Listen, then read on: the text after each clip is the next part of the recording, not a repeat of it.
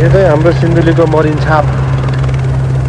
आज बिहान चाइनिज र नेपालीहरूको चाहिँ दह्रो लफडा परेछ। यहाँ एउटा भैँसी फर्म खोल्दैछ मरिन छापमा। त्यसमा काम गर्ने क्रममा यताउति हुँदाखेरि झगडा परेछ।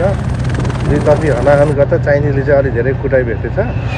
अलिक सिकिस्तै भएछ। बिचराहरूको सो नै भत्किएछ कोही कोहीको चाहिँ। त्यो भएर हेलिकप्टर मार्फत काठमाडौँ उपचारको लागि लाँदैछ तिनीहरूलाई। हेर्नुहोस् गाइस, अब स्वास्थ्य लाभको कामना सकभर कोहीसँग झगडा नगरौँ, मिलेर काम गरौँ। 2 दिनको जिन्दगी मरिलाने के छ र होइन र?